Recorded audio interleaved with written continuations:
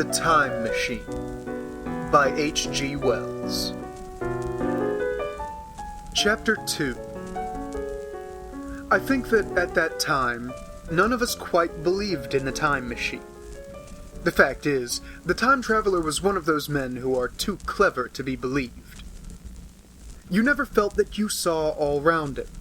You always suspected some subtle reserve, some ingenuity in ambush behind his lucid frankness. Had Philby shown the model and explained the matter in the time traveler's words, we should have shown him far less skepticism. For we should have perceived his motives. A pork butcher could understand Philby. But the time traveler had more than a touch of whim among his elements, and we distrusted him. Things that would have made the fame of a less clever man seemed tricks in his hand. It is a mistake to do things too easily. The serious people who took him seriously never felt quite sure of his deportment. They were somehow aware that trusting their reputations for judgment with him was like furnishing a nursery with eggshell china. So I don't think any of us said very much about time traveling in the interval between that Thursday and the next. Though its odd potentialities ran, no doubt, in most of our minds. Its plausibility, that is, its practical incredibleness, the curious possibilities of anachronism and of utter confusion it suggested. For my own part, I was particularly preoccupied with the trick of the model. That I remember discussing with the medical man, whom I met on Friday at the Linnaean. He said he had seen a similar thing at Tübingen, and laid considerable stress on the blowing out of the candle, but how the trick was done he could not explain. The next Thursday I went again to Richmond. I suppose I was one of the time traveler's most constant guests, and, arriving late, found 4 or 5 men already assembled in his drawing room. The medical man was standing before the fire with a sheet of paper in one hand and his watch in the other. I looked round for the time traveler, and, "It's 7:30 now," said the medical man. "I suppose we'd better have dinner?" "Where's—" I said, naming our host. "You've just come? It's rather odd. He's unavoidably detained. He asks me in this note to lead off with dinner at 7 if he's not back. Says he'll explain when he comes." "It seems a pity to let the dinner spoil," said the editor of a well-known daily paper, and thereupon the doctor rang the bell. The psychologist was the only person besides the doctor and myself who had attended the previous dinner.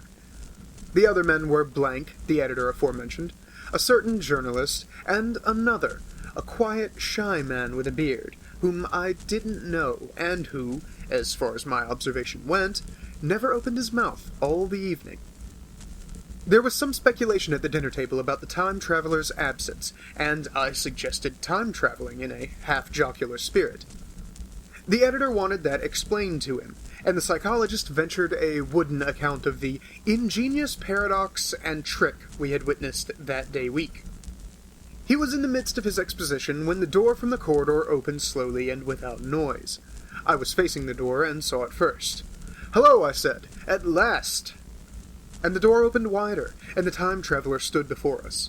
I gave a cry of surprise. "Good heavens, man! What's the matter?" cried the medical man who saw him next, and the whole tableful turned towards the door. He was in an amazing plight. His coat was dusty and dirty, and smeared with green down the leaves, his hair disordered, and, as it seemed to me, grayer, either with dust and dirt or because its color had actually faded. His face was ghastly pale. His chin had a brown cut on it, a cut half-healed. His expression was haggard and drawn, as by intense suffering. For a moment he hesitated in the doorway, as if he had been dazzled by the light. Then he came into the room. He walked with just such a limp as I have seen in footsore tramps. We stared at him in silence, expecting him to speak. He said not a word, but came painfully to the table, and made a motion towards the wine. The editor filled a glass of champagne and pushed it towards him.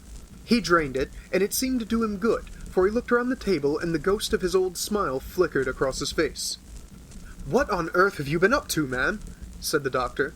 The time traveler did not seem to hear. "Don't let me disturb you," he said, with a certain faltering articulation. I'm all right. He stopped, held out his glass for more, and took it off at a draught. That's good, he said. His eyes grew brighter, and a faint color came into his cheeks. His glance flickered over our faces with a certain dull approval, and then went round the warm and comfortable room. Then he spoke again, still as if he were feeling his way among his words. I'm going to wash and dress, and then I'll come down and explain things. Save me some of that mutton. I'm starving for a bit of meat. He looked across at the editor, who was a rare visitor, and hoped he was all right. The editor began a question. Tell you presently, said the time traveler. I'm funny. Be all right in a minute. He put down his glass and walked towards the staircase door. Again I remarked his lameness and the soft padding of his footfall, and standing up in my place, I saw his feet as he went out. He had nothing on them but a pair of tattered, blood-stained socks. Then the door closed upon him. I had half a mind to follow, till I remembered how he detested any fuss about himself. For a minute, perhaps, my mind was wool-gathering. Then, remarkable behavior of an eminent scientist, I heard the editor say, thinking after his wonted headlines. And this brought my attention back to the bright dinner table. What's the game? Said the journalist. Has he been doing the amateur cadger? I don't follow. I met the eye of the psychologist and read my own interpretation in his face. I thought of the time traveler limping painfully upstairs. I don't think anyone else had noticed his lameness. The first to recover completely from this surprise was the medical man, who rang the bell. The time traveler hated to have servants waiting at dinner for a hot plate. At that, the editor turned to his knife and fork with a grunt, and the silent man followed suit. The dinner was resumed. Conversation was exclamatory for a little while, with gaps of wonderment, and then the editor got fervent in his curiosity. Does our friend eke out his modest income with a crossing? Or has he his Nebuchadnezzar phases? He inquired. I feel assured it's this business of the time machine, I said, and took up the psychologist's account of our previous meeting. The new guests were frankly incredulous. The editor raised objections. What was this time traveling? A man couldn't cover himself with dust by rolling in a paradox, could he? And then, as the idea came home to him, he resorted to caricature. Hadn't they any clothes brushes in the future? The journalist, too, would not believe at any price, and joined the editor in the easy work of heaping ridicule on the whole thing. They were both the new kind of journalist. Very joyous, irreverent young men. Our special correspondent in the day after tomorrow reports, the journalist was saying, or, rather, shouting, when the time traveler came back. He was dressed in ordinary evening clothes, and nothing save his haggard look remained of the change that had startled me. I say, said the editor hilariously, these chaps here say you've been traveling into the middle of next week. Tell us all about little Roseberry, will you? What will you take for the lot? The time traveler came to the place reserved for him without a word. He smiled quietly, in his old way. Where's my mutton? He said. What a treat it is to stick a fork into meat again. Story! Cried the editor. Story be damned, said the time traveler. I want something to eat. I won't say a word until I get some peptone into my arteries. Thanks. And the salt. One word, said I. Have you been time-traveling? Yes, said the time-traveler, with his mouth full, nodding his head. I'd give $1 a line for a verbatim note, said the editor. The time-traveler pushed his glass towards the silent man and rang it with his fingernail, at which the silent man, who had been staring at his face, started convulsively, and poured him wine.